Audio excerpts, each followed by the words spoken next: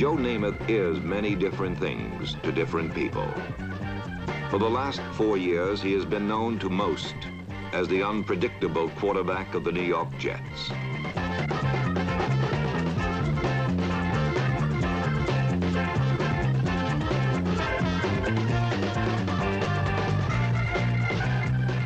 In 1968, Joe's good days far outnumbered his bad.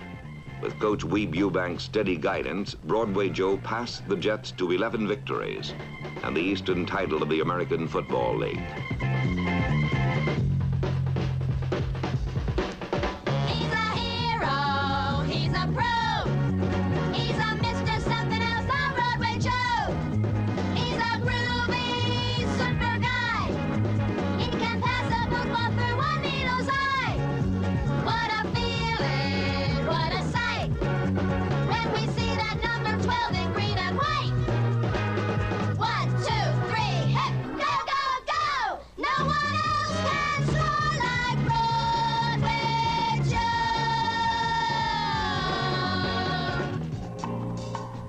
Joe. On December 29th at New York Shea Stadium, Joe Namath riddled the Oakland Raiders with 3 touchdown passes and led the Jets to a surprising victory and the championship of the American Football League.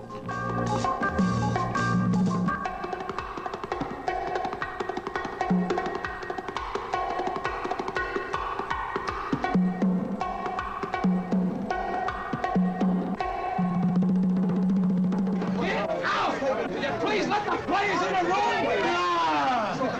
Right now, Baltimore is leading in the NFL.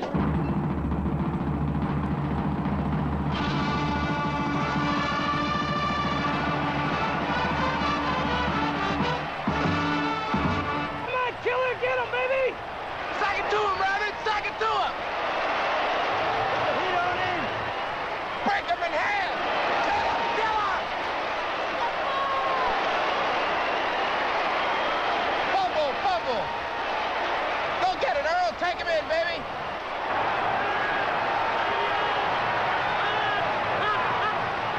Take him home, Earl! Pick one off! Dig it out, Willie! Dig it out! Dig it out, baby! Let's go, Rabbit! In! Let's go! He's in there!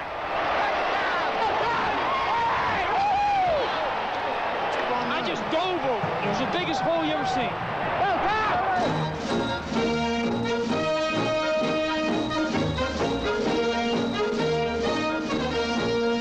Baltimore's victory over Cleveland in the NFL championship was so impressive that all the men of football were convinced that the mighty Colts would win easily against the young Jets in Miami's Super Bowl. But a relaxed and confident Joe Namath made it clear that in his mind, there was no doubt that the Jets would win. We're a better team than Baltimore, he said. We'll win the Super Bowl, I guarantee it. For the Jets, for the Colts, and certainly for millions of football fans, the worth of Broadway Joe's statements could only be measured on the field of action.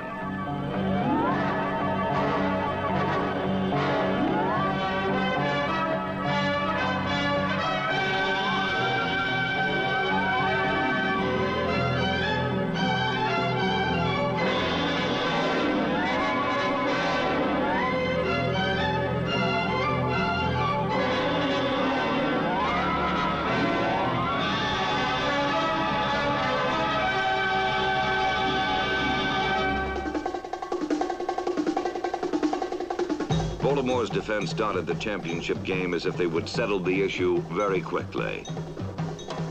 They hammered down the New York runners and boxed in Namath's receivers.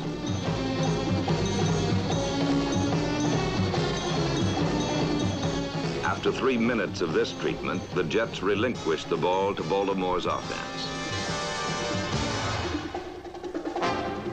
On his first call, Earl Morrall threw to John Mackey, who batted the Jets with a 19-yard run.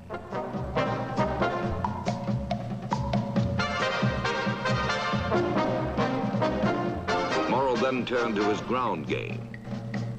Tom Maddy, number 41, and Jerry Hill, number 45, powered the Colts past midfield. Once in New York territory, Morrill returned to his passing attack and connected with Tom Mitchell on the New York 19-yard line. But there Morrill threw 2 incompletions. And on 3rd down, he was pressured out of his passing pocket and was forced to run for no gain. Baltimore wasted its first scoring opportunity when Lou Michaels missed a field goal from the 27. On the final play of the first period, Lenny Lyles, number 43, gave Baltimore a second chance when he knocked the ball from George Sauer, and the Colts recovered on the Jets' 12. The first quarter belonged to the Colts, but in the second quarter, with Baltimore pressing for a score, the feeling of the game changed suddenly. It changed on the one accomplishment which most often reverses the trend in a football game, the denial of a sure touchdown. From the Jet 6, Morrill passed to Tom Mitchell. The ball caromed off Mitchell's shoulder pads and into the hands of New York's Randy Beverly. For the second time, the Colts squandered a scoring chance, but even more significant, they lost control of the game. Joe Namath used Beverly's interception as the springboard for a brilliantly executed 80-yard touchdown drive. On 3 successive running plays, Namath sent Matt Snell into the spongy right side of the Colt defense.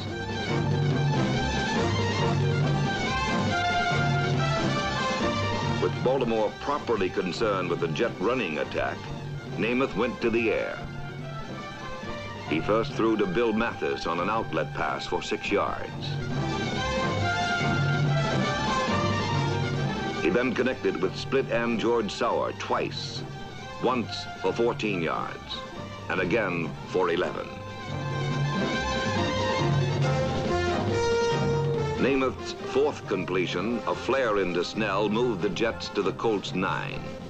From there, Namath went back to the run, and Snell carried twice, scoring the second time from 4 yards out over the sagging right side of the Colt line. The touchdown was vital to the Jets, for it proved that they could move the ball against the powerful Colt defense. With a 7-0 lead, the job now fell to New York's defense.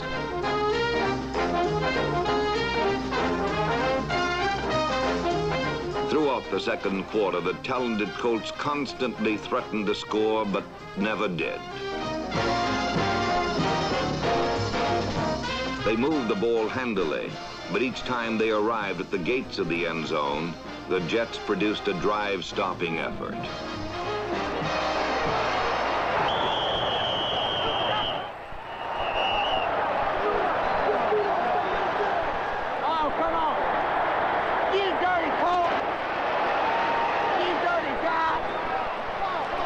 Baltimore threatening on New York's 15. Johnny Sample intercepted a pass by Earl Morrill. It marked the 3rd time the Jets turned back the Colts inside the 20-yard line. With 25 seconds left in the half, the Colts again penetrated Jet territory. This time, Morrill called for a bit of razzle-dazzle that he had used successfully earlier in the season. 4 months before against the Atlanta Falcons, the play resulted in a touchdown pass from Morrill to flanker Jimmy Orr.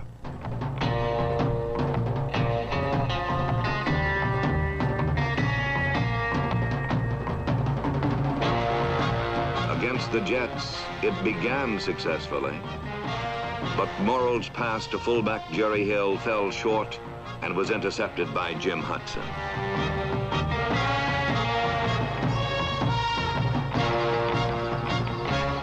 The real tragedy of the play, however, was the fact that Jimmy Orr, the primary receiver, was standing all alone within easy reach of the end zone. Morrill did not see him and threw instead down the middle, where Hudson intercepted.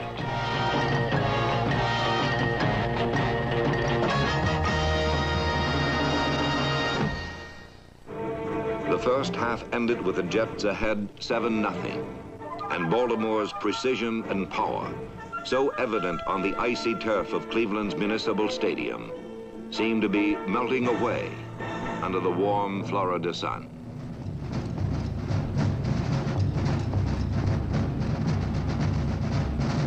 Go get in there, Baltimore! Get it, Baltimore! Let's get on the board, baby! Let's get on the board! On the first play of the second half, Tom Matte fumbled. The Jets recovered, and Jim Turner kicked a field goal to make it 10-0. From then on, the third quarter belonged to New York. Joe Namath manipulated the offense so well that the Jets had possession of the ball for all but 3 minutes of the period.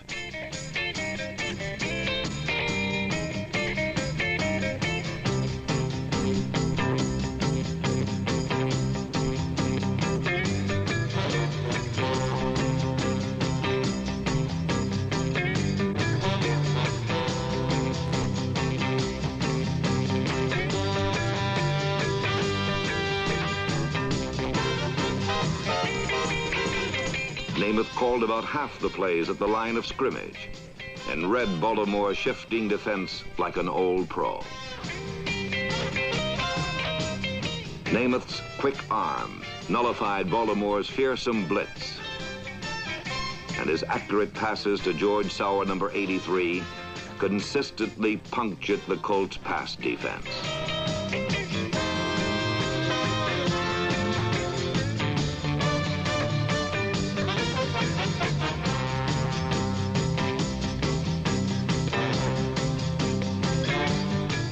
Between passes, Namath continued to punch at the weak right side of the Colt defense with his running backs for small but important gains.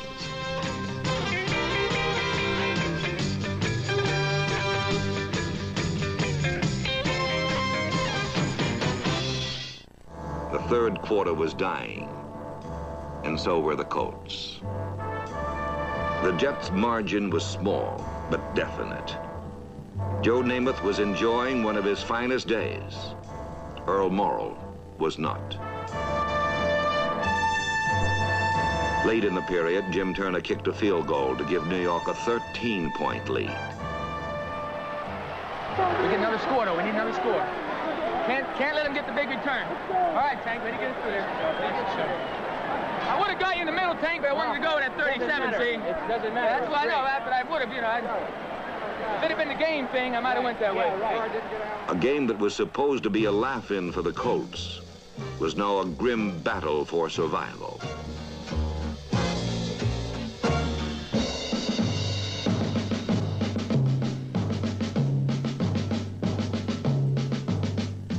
At this point, Don Shula replaced Earl Morrall with a man whose reputation was built fighting and winning such battles. With John Unitas, rested Baltimore's only hope of victory.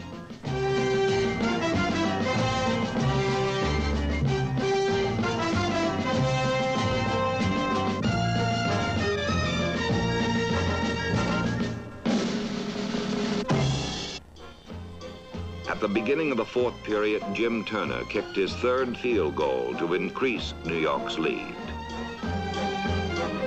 The Colts were 16 points behind in the last period. Similar odds had been conquered before with John Unitas at quarterback. But now, with his famous passing arm no more than a tattered memory, he could offer only a fighting heart and a will to win.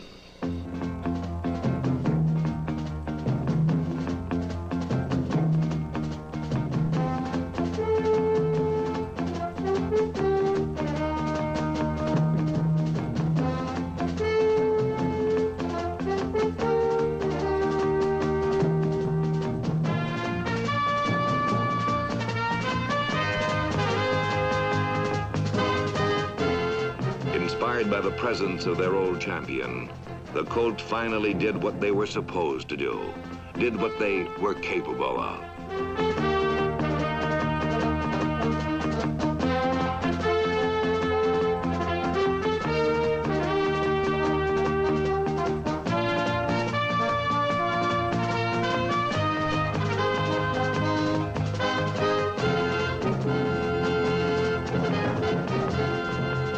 When Baltimore reached the New York 25, Unitas was betrayed by his ailing arm. His pass intended for Jimmy Orr was underthrown, and Randy Beverly made a juggling interception.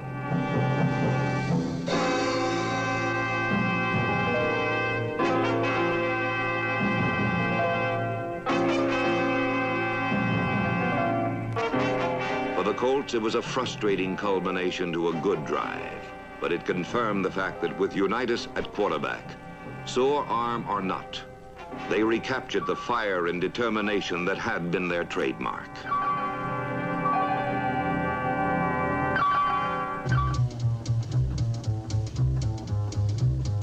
Unruffled by the appearance of the old master, Joe Namath marshaled his team on a carefully considered, time-consuming march that carried the Jets into Colt territory.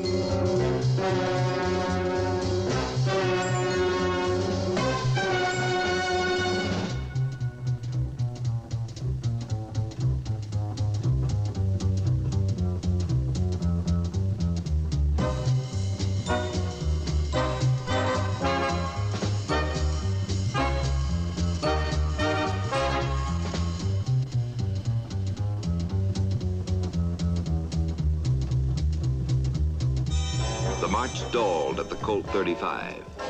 But with the Jets ahead by 16 points, young Joe Namath was only 7 minutes away from being pro football's championship quarterback.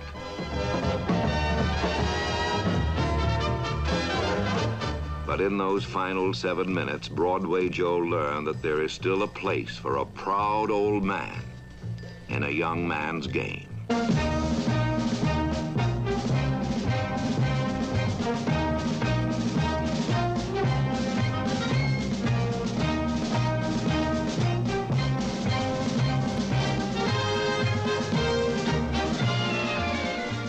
Across the darkening field of the Orange Bowl, John Unitas ignored his aching arm and pushed the Baltimore Colts to their first score.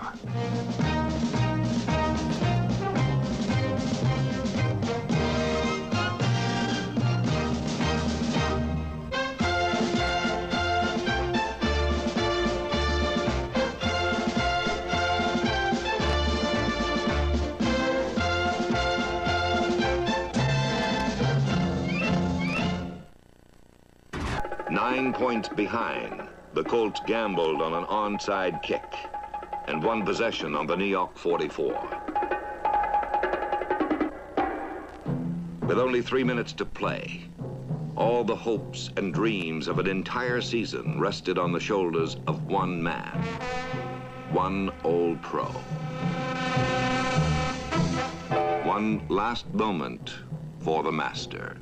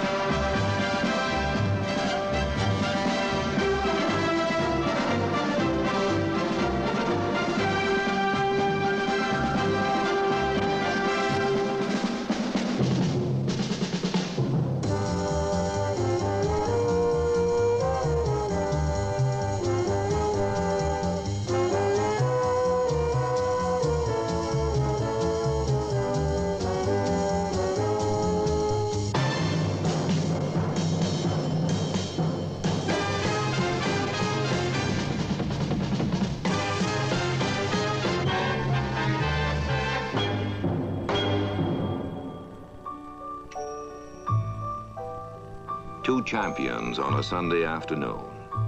A new one as a quarterback. An old one as a man.